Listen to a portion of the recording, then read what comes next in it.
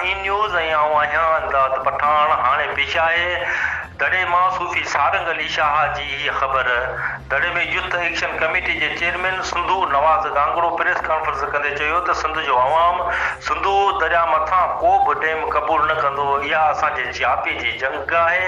हिन चयो त बादशाह डैम ऐं थल कैनाल 2 ठाहिण जो ऐलान सिंध ते वॾो वार आहे। असांजे जापे जो ज़रियो ज़रात ते आहे। बादशाह डैम ठहिण सां सिंध खे बंजर थियण खां केर बि रोके न सघंदो। हिन चयो त पंजाब असांजे हिसे जो पाणी ज़बरदस्ती रोकियो वेठो आहे। असांखे पंहिंजे हिसे जो पाणी नथो ॾिनो वञे। मथां वरी सिंधूअ ते डैम अॾे सिंध खे तबाह करण जी साज़िश कई पई वञे। हिन चयो त 91 वारो पाणीअ जो मुआहदो बि असां मथां ज़बरदस्ती मढ़ियो वियो। सिंध सां थींदड़ हर ज़ुल्म ऐं ज़्यादती में सिंध हुकूमत बराबरि जी भाङे भाइवर आहे। बादशाह डैम लाइ उन वक़्तु पीपी हुकूमत पैसा पाण रखिया हुआ ऐं हाणे वरी घोड़ा पाण करे रहिया आहिनि।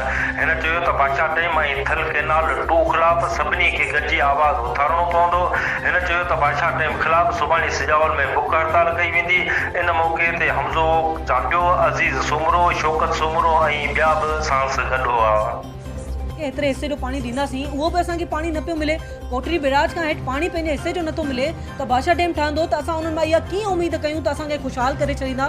इन करे असांखे ख़ौफ़ आहे, ड्रिॼ आहे, डपु आहे त सुभाणे जे बादशाह डैम ठहंदो त सिंध खे बंजर थियण खां को बि नथो रोके सघे। इन करे हिन महिल असांखे आवाज़ उठाइणो पवंदो।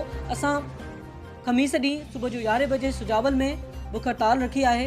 उन लाइ तव्हां सभिनी भाइरनि खे, तव्हां सभिनी सहाफ़ी भाइरनि खे इल्तिजा था कयूं त महिरबानी करे असांजो आवाज़ बणिजो, असांजो सधारो आवाज़ बणिजो त जीअं असांजो जेको पैगाम आहे दुनिया ताईं पहुची सघे त सिंधी माण्हू कतई बि कॾहिं बि को बि डैम दरिया सिंध ते क़बूल न करे।